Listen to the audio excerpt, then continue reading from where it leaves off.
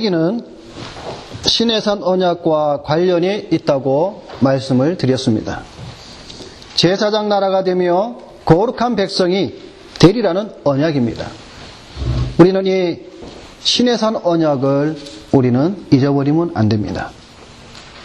그런데 현대의 기독교인들은 레위기가 필요 없다고 말을 합니다. 구약의 레위기는 폐지되었다고 생각합니다. 레위기는 제사장 나라의 언약의 백성들을 위한 하나님의 말씀입니다. 베드로는 신약의 성도들을 왕같은 제사장이요 거룩한 백성이라고 말씀하였습니다. 오늘 우리 성도들은 제사장이요 거룩한 백성들입니다. 그러기에 레위기는 오늘날 성도들에게도 필요 없는 것이 아니라 필요한 하나님의 말씀임을 알아야 합니다. 물론 율법적이고 문자적으로 제사를 지내고 동물을 잡아야 하는 것이 아니라 그리스도 안에서 성취된 구원의 역사와 의미, 그리고 하나님께 올바르게 나아가는 그 의미를 이 레위기를 통해서 우리가 알고 행해야 된다는 사실입니다. 지난주에 우리는 번제를 통해서는 그리스도께서 흠없는 제물이 되셔서 십자가의 죽으심으로 피를 흘려 대속의 은혜를 모든 택자들에게 나타내심과 하나님께 나아가는 바른 모습이 어떠해야 하는지를 우리가 말씀을 들었습니다. 번제가 예수 그리스도의 속죄에 관한 제사라면 소제는 예수 그리스도의 성품과 인성을 상징하는 제사라고 말할 수 있습니다. 예수 그리스도께서는 인간의 몸을 입으시고 이 땅에 죄 없으신 모습으로 오셨음을 뜻하는 것으로 고운 가루였다라는 것입니다. 육신을 취하셨지만 죄는 없으신 분입니다. 그래서 히브리서 기자는 우리에게 이렇게 말씀을 해주고 있습니다. 우리에게 있는 대제사장은 우리 연약함을 체휼하지 아니하는 자가 아니요 모든 일에 우리와 한결같이 시험을 받은 자로 돼 죄는 없으시니라. 여러분, 이 말씀은 신약 성경 가운데서도 가장 중요한 말씀 중에 하나입니다. 여러분, 만일 예수님께서 죄가 있으시다면 그는 우리의 메시아로 또는 구원자로 서실 수가 없습니다. 죄 있는 자가 어떻게 인류를 구원하실 수 있겠습니까? 죄가 있다라는 말은 구원자로서의 자격이 없습니다. 메시아의 자격이 없다라는 말입니다. 자격 미달이죠. 구원자로서의 자격은 죄가 없어야만 한다는 사실입니다. 아담의 범죄 이후로 이 땅에 죄 없는 육신을 가지신 분은 오직 예수 그리스도 한 분밖에 없습니다. 예수 그리스도는 죄가 없으시다라는 이 고백은 우리 기독교의 신앙에서는 아주 중요한 신앙의 고백 중에 하나입니다. 예수님에게도 죄가 있다고 말하는 자들은 이단들입니다. 예수님도 죄를 지을 수 있다라고 말하는 자들도 역시 이단들입니다. 예수님은 죄가 없을 뿐만 아니라 죄를 짓지도 아니하시는 분입니다. 세상은 예수님을 4대 성인 중에 한 사람으로 또는 죄 있는 자로 만들기에 발버둥치고 있습니다. 여러분, 우리 주변의 책이나 영화나 그림 또한 매스컴과 세속 문화를 통해서 예수님을 죄가 있는 분으로 묘사하고 선전하고 있습니다. 우리는 이런 시대에 살아가고 있습니다. 이런 시대에 우리는 더욱더 진리 가운데 올바로 서서 나아가야 한다는 사실이죠. 아마 여러분도 이틀 전에 매스컴을 통해서 들은 분들은 아실 것입니다. 미국에서 동성 결혼이 허용이 되었습니다. 이제는 미국 전 지역에서 그것이 합법적이 되었습니다. 이제는 어디서든지 특히 미국에서 동성 결혼을 거부하거나 또한 그것이 죄라고 말하는 자들은 차별금지법에 의하여서 이제 벌금을 물거나 아니면 감옥에 가게 되어져 있습니다. 자, 이런 현상이 오늘 미국뿐만 아니라 전 유럽과 또 우리나라에 얼마나 많은 영향을 미칠는지는 불을 보듯 뻔합니다. 그것이 발표됐을 때에 어떤 분이 이런 글을 썼더라고요. 앞으로 여러분의 성도들은 목사님의 사모님을 물으실 때에 정말 당신 여자입니까? 라고 물어보라고 얘기하더라고요. 목사 사모가 남자일 수도 있다는 것이죠. 지금 우리가 이런 세대에 살고 있습니다. 여러분, 제가 그 기사를 보고 제가 앞으로 더 어떻게 인류가 더 지향으로 나갈까 문득 두 가지의 생각이 들었습니다. 첫째는 앞으로는 동물들하고도 결혼을 하겠다. 이것도 합법적으로 허용해달라고 아마 인간들은 들고 일어날 것입니다. 지금 이러한 일들이 지금 미국에서는 일어나고 있다고 합니다. 벌써. 그래서 여러분, 제가 머리를 스쳐가는 것이 한 가지 있습니다. 주인공 이름은 제가 모르겠지만 얼마 전에 나온 영화 테디 곰인가? 테드 곰인 같은 그 영화가 있죠. 그 곰이 말을 하는 곰인데 이 테디 곰은 이제 남자예요. 여자 사람하고 결혼을 하기 위해서 법적으로 투쟁하는 그러한 코미디 겸 영화로 만들어 나왔습니다. 참 시기가 참 묘하더라고요. 제가 그걸 보면서 앞으로는 사람들이 저마다 개, 고양이, 닭, 당나귀 이런 걸 데리고 와서 동물들하고 결혼을 하겠다라고 허락해달라고 아마 사람들이 난리치겠구나. 그거보다 더 진보적으로 나가게 되면 여러분, 이제는 인간들은 사물들하고도 결혼을 한다고 소리를 칠 것입니다. 사물들이 뭐냐면은 여러분이 앉아있는 의자, 책상, 노트북, 컴퓨터, 이제는 이런 것까지도 결혼을 하겠다라고 사람들은 소리를 칠 것이라는 것이죠. 이런 세대 속에 우리는 살아가고 있습니다. 지금 우리 권사님이나 집사님, 저희 또래의, 집사님 또래의 연세에 사고가 벌써 이런데, 앞으로 결혼을 해야 될 우리 청년들, 그 다음 세대에 결혼을 해야 될 우리 민규나 우리 광명이, 앞으로 20년 후에 우리 제일 막내인 우리 은지가 결혼할 때에는 여러분, 세대가 얼마만큼 변하겠습니까? 끔찍합니다. 여러분의 자녀들이, 아들이 결혼할 때에 어머니나 결혼하겠습니다, 아버지나 결혼하겠습니다 하고 데려왔는데 며느리가 남자야. 여러분, 끔찍하지 않아요? 여러분의 딸이 사이라고 결혼하겠다고 데려왔는데 여자예요. 여러분, 그걸 받아들이겠어요? 지금 이런 시대에 우리가 살아가고 있습니다. 이럴 때에 이 레위기의 말씀이 우리에게 주는 말씀이, 제가 처음 서론 시간에 뭐라고 말씀을 드렸습니까? 레위기는 한마디로 말하면 거룩이라 그랬습니다. 거룩이 무슨 뜻이라고 말씀드렸습니까? 구별되다라는 것이죠. 무엇과 구별되냐?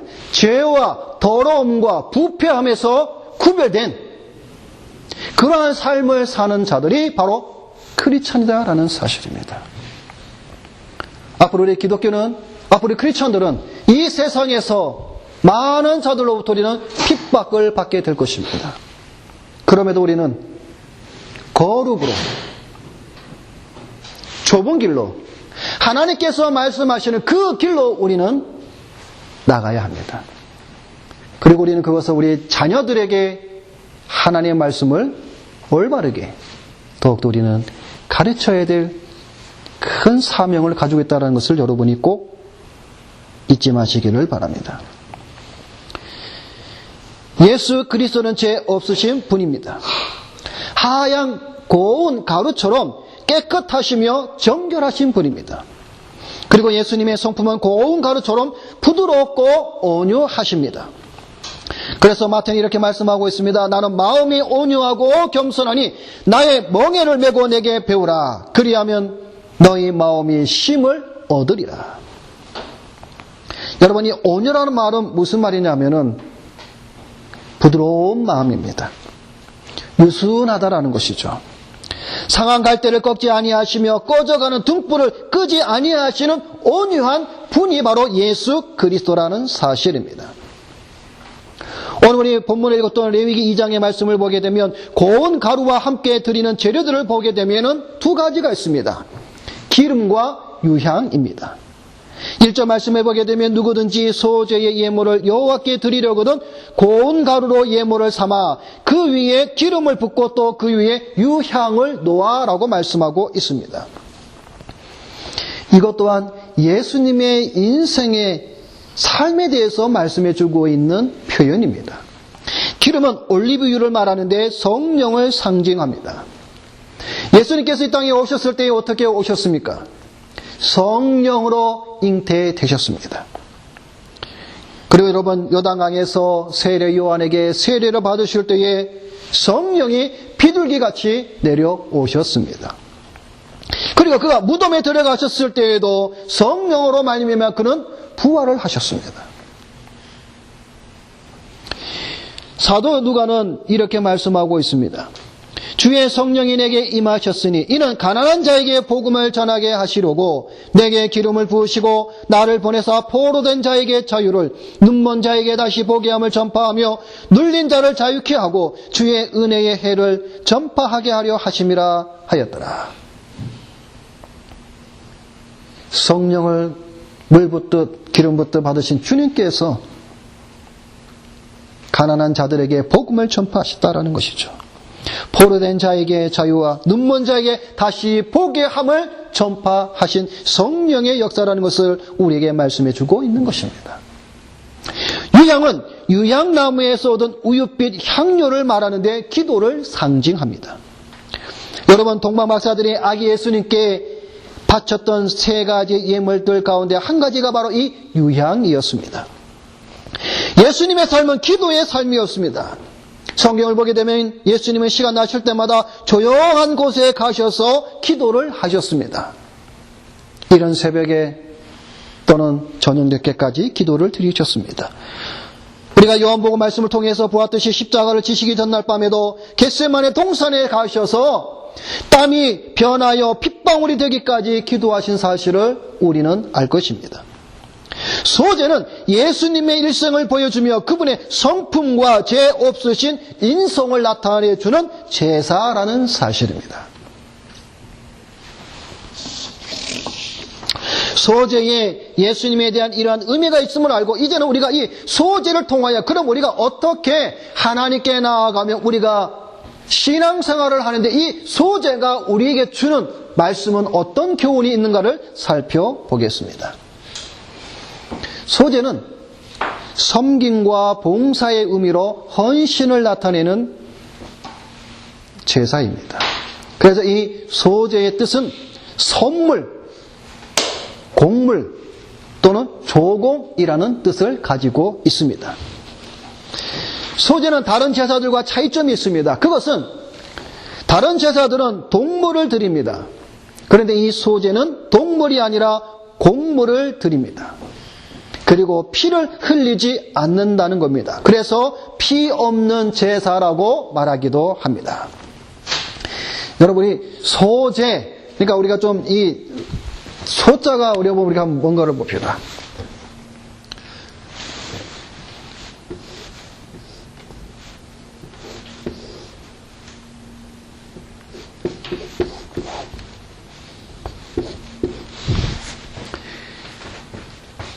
이게 소자 맞죠?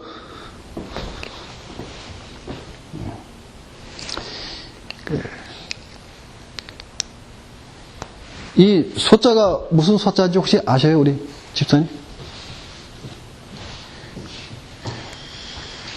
우리 집사님 좋아하시는 그 국수의 소면 있죠, 소면.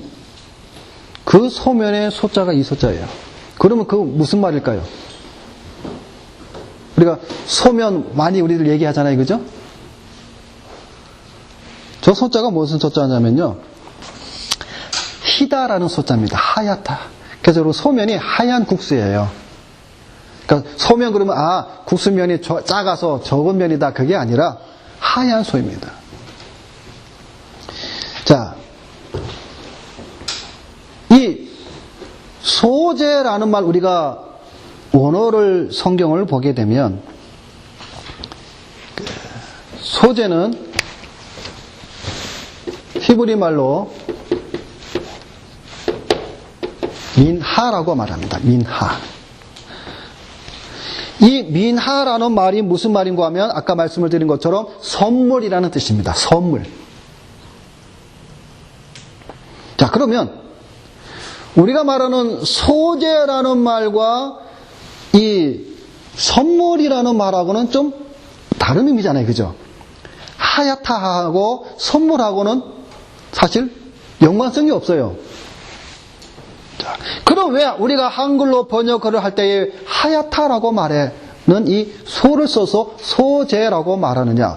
원래 그럼 우리는 소자라고 말하지 말고 원래 의미로 말하면 뭐라고 말해야 됩니까? 선물이라고 우리가 말을 해야 되잖아요. 근데 소재라고 말합니다. 그 이유는 뭐냐면 이 소재로 드리는 제물에 연관이 있습니다. 소재로 드리는 제물이 뭐가 있죠? 고운 가루라 그랬잖아요. 이 고운 가루가 바로 밀가루예요. 밀가루 색이 어떤 색입니까? 하얗잖아요. 그래서 소재라고 번역을 했습니다. 소재의 역사를 보게 되면 여러분 창세기 4장을 보게 되면 아담의 두 아들이 제사를 드리죠. 가인과 아벨이 하나님 앞에 제사를 드립니다. 그리고 여러분 이 가인은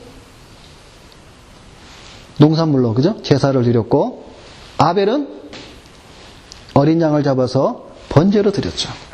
그러니까 소재의 역사를 보게 되면 창세 오래전부터 시작이 되었습니다.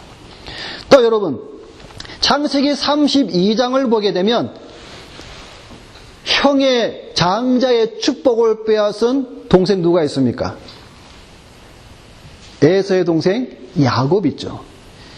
나중에 야곱이 큰 부자가 되었습니다. 그런데 한 소식을 들어 어떤 소식을 듣냐면 형 에서가 자기를 해하려 오는 소식을 듣습니다. 옛날에 내가 형의 장자권을 내가 빼앗았는데 이제 형이 나를 죽이고 나의 모든 재물을 다 빼앗으러 오는구나. 그 소식을 듣습니다. 그때 이 야곱이 야복강에서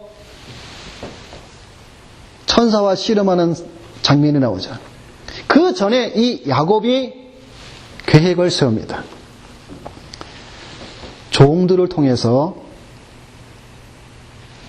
이 형 에서를 오는 길목에 보내죠. 보내면서 선물을 보냅니다. 그래서 창세기 32장을 보게 되면 뭐라고 말씀해 주고 있냐면 야곱이 약복강에서 그 소유 중에서 형 에서를 위하여 예물을 택하니 여기서 이 예물은 선물이에요. 이게 민하라는 단어입니다. 그러니까 예물을 택하니 암염소가 200이요 수염소가 20이요 암양이 200이요 수양이 20이요 전나는 약대 30과 그 새끼요 암소가 40이요 황소가 10이요 암나귀가 20이요 그 새끼 나귀가 10이라 많은 선물을 보내는 거예요. 이게 민하라는 뜻이라는 것이죠. 소재는 은혜에 감사해서 드리며 단독으로 드리기도 하지만 주로 번제와 한목제와 함께 드리는 제사입니다. 소재는 땅의 소산으로 드리는 곡물 제사입니다.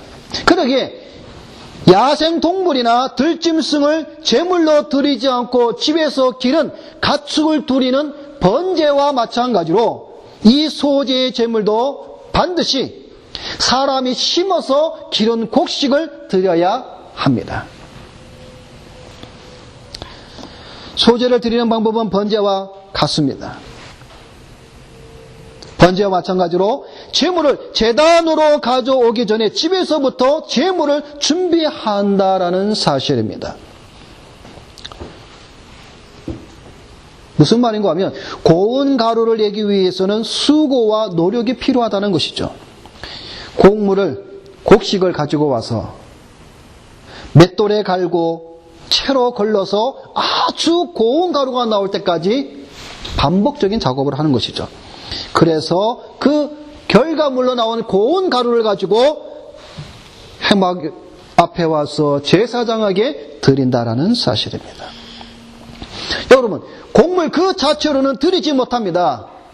소제를 드리고자 하는 자가 시간이 없다고 귀찮다고 그냥 그 곡물 그대로 가지고 와서 드리지 못한다는 것입니다. 시간을 내서 맷돌에 갈고 채로 고리고 또 걸러서 고운 가루를 만들고 가지고 가야 한다는 사실입니다. 여러분, 서두에 말씀을 드린 것처럼 소제는 섬김과 봉사, 헌신의 의미가 있다고 말씀을 드렸습니다. 오늘 이것은 우리 교회 생활에 적용되는 말씀입니다. 교회를 섬기고 봉사하는 데는 헌신이 필요하다는 것이죠. 섬김과 봉사가 필요한데 어떤 사람은 자기 성질대로 봉사합니다. 기분이 좋으면 간슬게 다 빼줄 듯이 천사와 같이 섬기고 봉사하고 헌신합니다. 그런데 기분이 나쁘면 어제의 천사 같은 모습은 어디로 가버리고 얼굴에는 오만 인상을 찌푸리고 만나는 사람들마다 성도들 사이에 시비와 원망과 불평과 분란이 일어난다는 것이죠. 여러분, 성질과 달란트는 다릅니다. 교회에서 봉사할 때는 달란트를 받은 대로 해야 합니다. 그러나 자기 성질대로 섬기고 봉사하면 안 된다라는 것입니다. 여기 이 자리에 앉은 여러분들 가운데에 성질이 없는 사람이 어디 있습니까? 다 성질이 있습니다. 여러분 눈에 착하게 보이는 저도 성질이 있습니다. 그죠? 여러분 다 성질이 있어요. 사람은 누구나 다 성질이 있는데 이 성질대로 여러분 교회에서 섬기고 봉사하고 헌신하면요 문제가 일어납니다. 그래서 시끄러워요. 여러분 큰 교회에서 가장 시끄러운 데가 어디 있는지 아세요? 부엌이라고 합니다. 부엌에 소위 교회의 권사님들, 여전대회 회장님들이 모여서 음식을 준비하는데요. 다 제각각 소리를 낸답니다.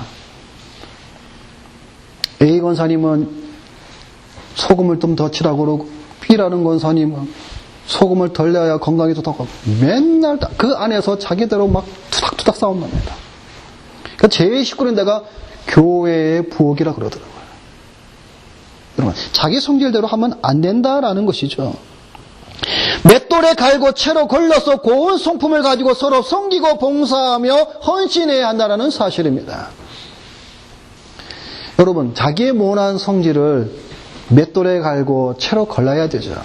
그래서 교회에 와서 서로 부드럽고 온유하고 유순하고 이렇게 서로 섬기며 봉사를 해야 거기에서 무엇이 나오냐면 바로 감사가 나온다라는 사실입니다. 여러분, 이 소제는요 감사의 제사입니다. 고운 가루처럼 부드럽고 온유하면 어느 누가 시비 걸 사람이 있겠습니까? 곡물 그대로인 자기 성질대로 교회를 섬기고 봉사하고 있지는 않은지 우리는 우리 자신을 되돌아보아야 되는 거죠. 고운 가루처럼 맷돌에 갈고 채로 걸러 온유한 마음으로 주께서 우리에게 주신 그 달란트대로 섬기며 봉사하며 헌신하는 곳이 바로 하나님의 공동체의 교회라는 사실입니다. 오늘 성경 말씀을 통해서 그럼 소제의 종류와 방법을 보겠습니다. 오늘 본문에 보게 되면 소제의 종류는 크게 세 가지로 나옵니다. 첫째는 요리하지 않은 소제가 나옵니다. 요리를 하지 않은 소제를 보게 되면 고운 가루와 기름과 유향입니다. 두 번째는 요리한 소제입니다. 고운 가루를 가지고 요리를 하는 것이죠. 보면은 세 가지 요리가 나옵니다. 화덕에 구운 것. 화덕이라는 말은 우리 학생들 잘 모르죠. 쉽게 생각하면 됩니다. 오븐. 그 다음에 두 번째는 철판에 부친 것. 프라이팬에 부침개. 우리 쉽게 말하면 우리 부침개를 말하죠. 부침개.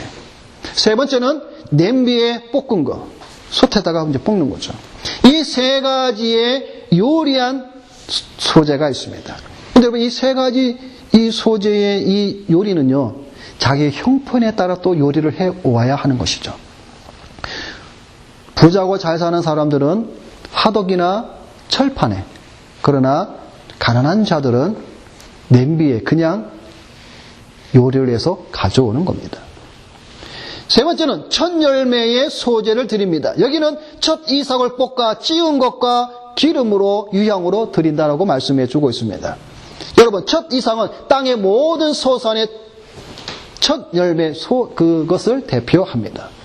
따라서 이것을 소재 예물로 하나님께 드리는 의식에는 하나님의 전적 소유권 인정과 인간의 전적 헌신의 정신이 들어 있습니다.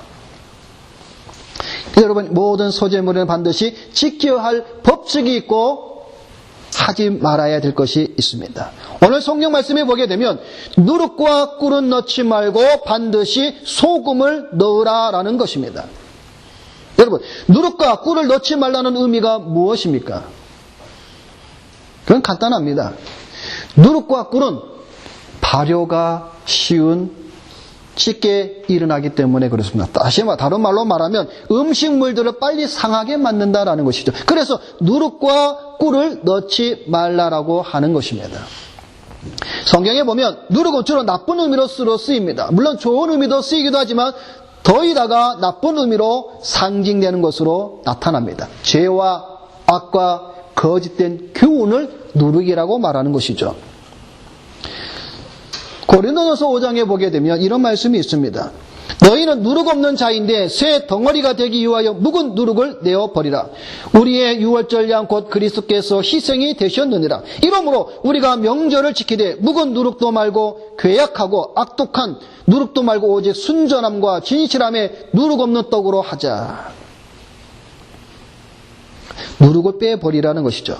묵은 누룩과 괴약하고 악독한 누룩은 바로 우리의 죄의 습성들을 말하고 있습니다. 즉 음란과 정욕과 술취함과 방탕과 연락과 무법한 우상 숭배 이런 모든 것들을 제거하라는 것입니다. 예수님께서 이렇게 말씀하셨습니다. 바리새인과 사두개인들의 누룩을 주의하라. 무슨 말입니까? 하나님의 말씀을 떠난 잘못된 거짓된 교훈들을 주의하라라는 것이죠. 순수하지 못하고 깨끗하지 못한 그러한 잘못된 교훈들을 버리라라는 겁니다. 꿀은 죄의 쾌락을 상징합니다. 여러분, 꿀은 답니다. 그래서 자꾸 먹게 되는 것이죠. 그래서 탐욕을 부립니다. 여러분, 죄라는 것이 여러분 달콤하지 않으면 우리가 죄를 짓겠어요? 간단합니다.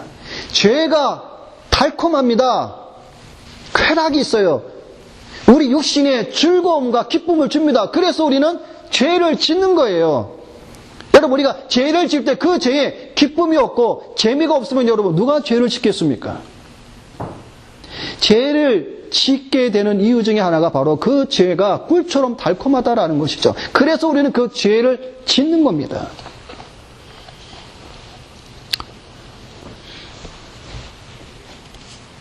이것은 오늘날 우리가 한번 생각해 볼 것이 뭐냐면요. 바로 교회의 강단에서의 말씀을 우리가 한번 생각해 보아야 됩니다.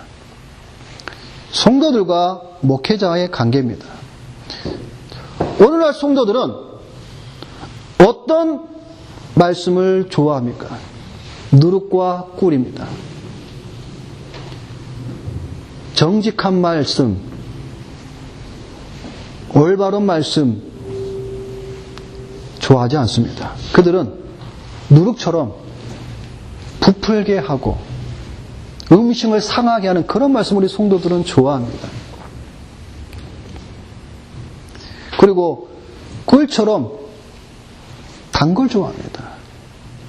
거짓 교훈들을 좋아한다는 것이죠. 목회자들도 마찬가지입니다. 오늘 목회자들은 강단에서 말씀을 전할 때에 누룩과 꿀과 같은 말씀을 전하고 있습니다. 여러분, 그래서 사도행전에 보게 되면 베레아 교회 성도들이 얼마나 신사적인지, 그들은 오늘 들은 사도들이 전한 그 말씀을 듣고 집에 가서 무엇을 했냐면, 오늘 사도가 전한 말씀이 성경의 말씀과 같은가 안 같은가를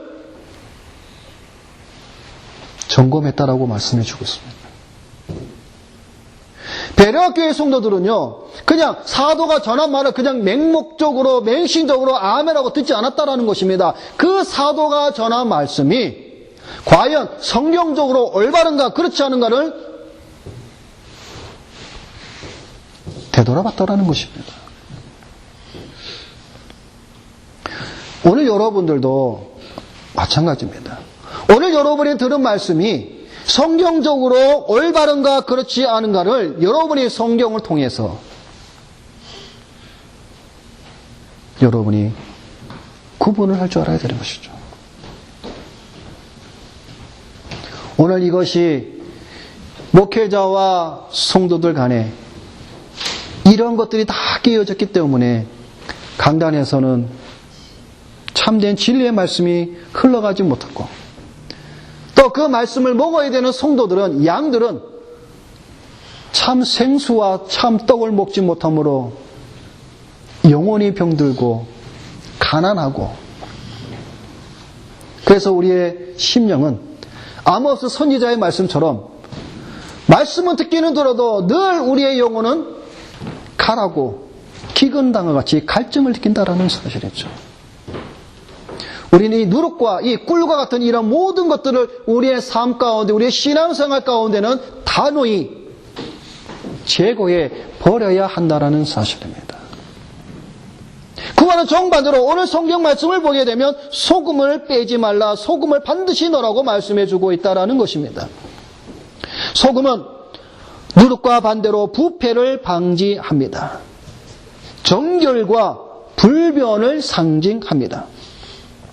고대 근동지방에서는 중요한 매매나 언약 체결 시에 체결된 언약을 공고히 하기 위해서 공동 식사를 했다고 합니다.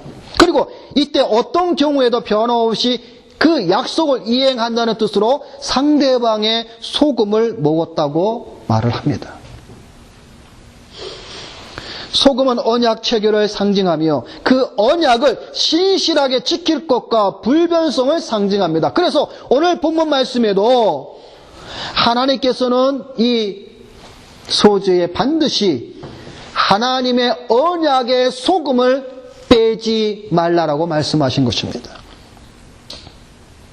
이 소금 언약은 역대하 13장 5절에 이렇게 말씀하고 있습니다. 이스라엘 하나님 여호와께서 소금 언약으로 이스라엘 나라를 영원히 다윗과 그 자손에게 주실 것을 너희가 알 것이 아니냐. 즉 하나님께서 약속하신 그 언약은 변함없고 깨어지지 아니하고 영원하다는 것을 가르쳐 주고 있는 것입니다. 마지막으로 우리가 이 소제 제사를 통해서 주의 깊게 부어야 될 몇 가지가 있습니다. 그 중에 하나가 오늘 본문 2절 말씀을 보게 되면, 자, 오늘 본문 2장 2절에 보면 이런 말씀이 있습니다. 이스라엘 자손에게 말하여 이르라. 너희 중에 누구든지 여호와께 예물을 드리려거든 가축 2장 2절. 아론의 자손 제사장들에게로 가져갈 것이요, 제사장은 그 고운 가루 한 움큼과 기름과 그 모든 유향을 가져다가 기념물로 제단 위에서 불사를 지니 이는 화제라, 여호와께 향기로운 냄새니라. 자, 여러분, 소제를 드릴 때에 여러분 우리가 기억해야 될 것이 몇 가지가 있는데, 그 첫째가 바로 오늘 2절의 말씀에 나오는 기념물이라는 이 단어입니다. 자, 2절에 그러죠. 소제물을 뭐라고요? 기념물로 제단 위에서 불사르라. 그러니까 고운 가루와 기름과 유향을 가지고 그 기념물로 제단 위에 불사르라, 기념물로 드리라라는 말이 나옵니다. 여러분, 여기서 이 기념물이란 말은 하나님을 기념하여 드리는 것을 말하는 것으로, 이 기념물이라는 이 단어는요, 어디서부터 나온 단어냐면 기억하다라는 단어에서 나온 뜻입니다. 그러니까 기억하면서 드리는 제사가 소제라는 겁니다. 그럼 기념물이란 생각나게 하는 추억이나 기억을 말하는데, 그럼 무엇을 생각하고 무엇을 기억하면서 제사를 드려야 하는가 하면 감사입니다. 감사를 기억하라는 거예요. 무슨 감사를 기억하며 드려야 되냐면 하나님께서 구원하여 주심에 대해서 그것을 기억하며 감사하는 마음으로 소제를 드려야 한다는 것입니다. 그리고 어려움 가운데 있었을 때에 구원의 손길을 베풀어 주신 하나님을 기억하며 감사로 기념물로 드리라는 제사가 바로 이 소제라는 것입니다. 그러나 다른 말로 말하면요, 여러분, 소제는요, 감사가 없는 사람은 드릴 수가 없습니다. 감사할 것이 있어야, 기억나는 게 있어야 소제를 드릴 수가 있죠. 감사가 없는데, 여러분, 최후의 만찬에서 예수님께서 떡과 잔을 나누면서 뭐라고 말씀하고 있습니까? 나를 기념하라라고 말씀하고 있죠. 그 의미가 바로 이 소제와 연결이 되어 있습니다. 그러니까 기억하라는 것이죠. 여러분, 떡과 잔, 여러분 우리가 매달 첫째 우리가 성찬을 하죠. 여러분이 성찬을 할 때에 무엇을 기억하면서 성찬에 참석해야 되냐면 감사를 기억해야 한다는 것이죠. 무엇에 대한 감사를 기억하면서 떡과 잔을 먹었고 마셔야 하냐면 예수 그리스도께서 나를 위하여 죽으시고 십자가 위에서 피를 흘리시고 찢기신 몸으로 나를 대속해 주신 그 은혜에 감사하면서 그것을 기억하면서 이 성찬에 참여해야 한다는 사실입니다. 여러분들의 죄와 허물을 구원하신 영원한 심판을 받아 지옥에 들어갈 수밖에 없던 우리를 구원하시기 위해서 찢기시고 올리신 그 예수 그리스도의 살과 피를 기억하면서 감사하면서 잔과 떡을 먹으면서 기념해야 된다는 것이죠. 여러분, 사도 바울이 데살로니가 교인들에게 이렇게 말씀을 하고 있습니다. 항상 기뻐하라. 쉬지 말고 기도하라. 범사에 감사하라. 이것이 너희를 향하신 하나님의 뜻이니라 말씀하고 있습니다. 여러분, 이 데살로니가 교인들이 하신 이 말씀은요, 이 소제의 의미하고 연결이 됩니다. 여러분, 항상 기뻐하고 쉬지 않고 항상 기뻐하며 쉬지 않고 기도하며 범사에 감사하는 것, 이것이 너희를 향하신 하나님의 뜻이다라고 말씀하고 있습니다. 여러분, 사실 우리 인간은요, 저도 마찬가지지만 감사보다는 사실 불만과 불평과 원망이 참 더 쉽게 나옵니다. 근데 여러분 알 것은요, 고린도전서 10장을 보게 되면 출애굽 사건을 말씀하고 있으면서 이스라엘 백성들이 왜 광야에서 멸망을 받았는가에 대한 4가지의 죄가 나옵니다. 그 중에 하나가 뭐냐면 원망입니다. 그래서 사도 바울은 말하기를 저들과 같이 너희는 원망하지 말라. 이것이 너희의 거울이 되니니 그러면서 선질로 생각하는 자는 넘어질까 조심하라. 여러분, 사실 감사를 생각하면 사실 감사가 떠오르지 않지만 불평과 원망을 생각하게 되면 참 많이 나옵니다. 우리 인간의 습성이죠. 아마 여러분 이런 이야기도 들었을 것입니다. 하늘에서 천사 2명이 내려왔는데 하나는 원망의 바구니를 든 천사, 하나는 감사의 바구니를 든 천사. 그런데 하늘에서 내려왔는데 몇 분 얼마 되지 않아서 원망의 바구니를 가진 천사는 벌써 하늘 올라가고 하루 종일 돌아다녀도 감사의 바구니를 담은 그 천사는 그 감사의 바구니에 감사를 다 담지 못했다.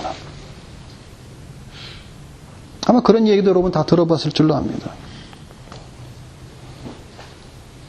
소재는 기념물입니다. 감사를 기억하면. 여러분, 우리 학생들, 감사가 영어로 뭐예요? 민규. 땡큐. 그 땡큐라는 단어가 어디에서 왔습니까? think에서 왔어요.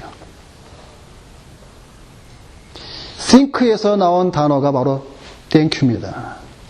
기억해야 돼요. 생각해야 됩니다. 또 하나 우리가 이 소재를 드릴 때에 우리가 주의 깊게 보아야 될 것은 10절 말씀입니다. 10절 말씀을 보게 되면 소재에 남은 것은 아론과 그의 아들들에게 돌릴지니 이는 여호와의 하제물 중에 지극히 거룩한 것이니라. 자, 여기 보면 소재에 남은 것은 누구에게 주는 겁니까?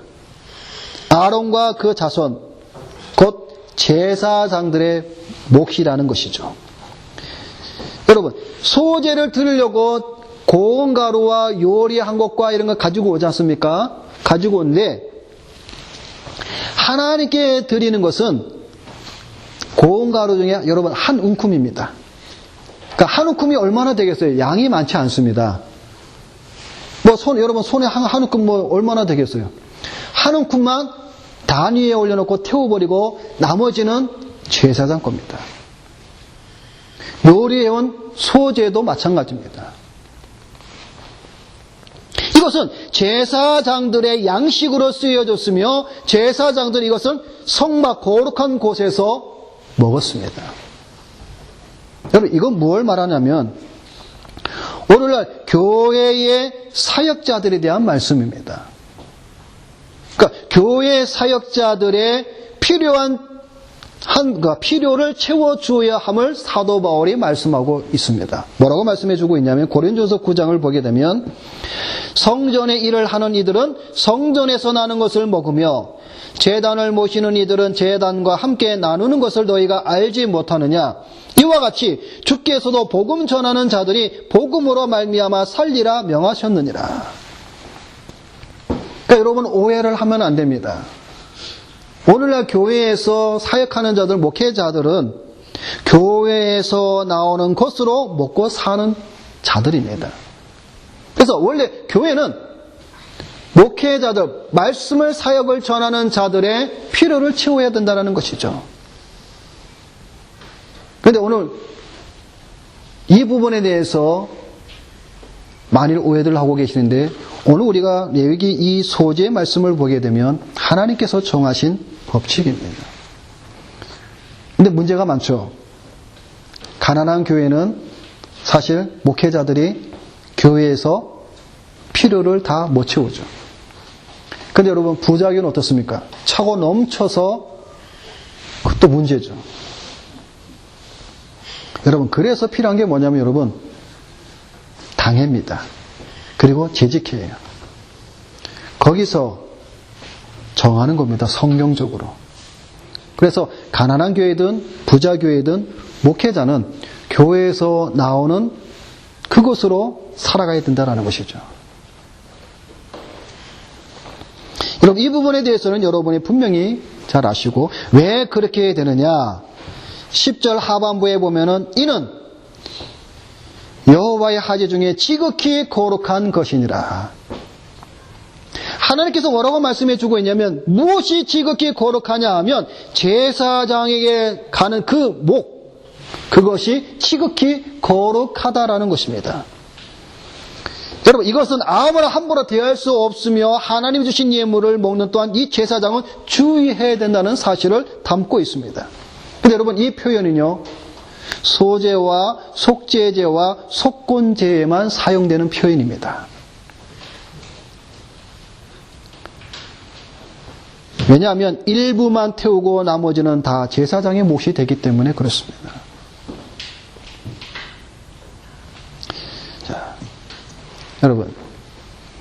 오늘날 교회는요, 특히 이 사역자들은 교회 안에서 필요를, 체험을 다 받고 살아갑니다.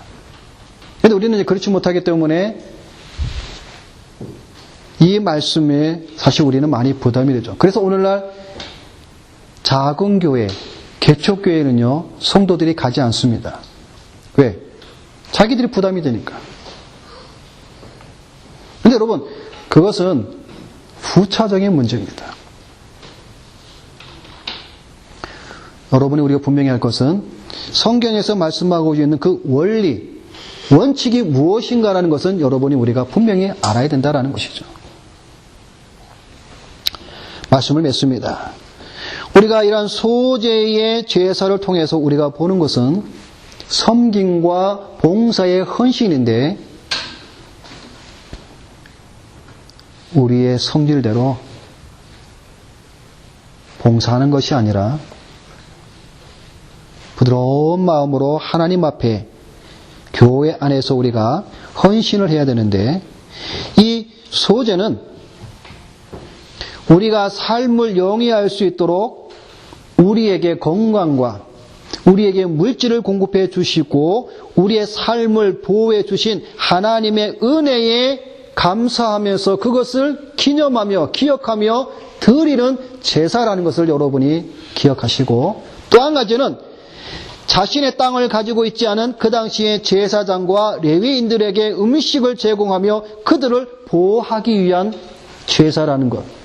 이것은 오늘날로 말하면 말씀을 사역하는 자들에게 대한 필요를 채운 것을 말씀하고 있다는 사실이죠. 끝으로 말씀을 드립니다. 소재는 예수님의 성품과 인성에 대한 죄 없으신 인간으로, 또한 십자가의 은혜를 기억하며 감사로 기념물로 드리는 제사입니다. 구원에 대한 감사, 어려운 중에서도 인도하신 하나님의 은혜에 대한 감사, 이러한 감사가 기억나서 이런 마음으로 감사로 하나님 앞에 소재로 드리는, 그래서 여러분의 삶 속에도 이러한 은혜가 충만하기를 주님의 이름으로 부탁을 드립니다. 기도하겠습니다.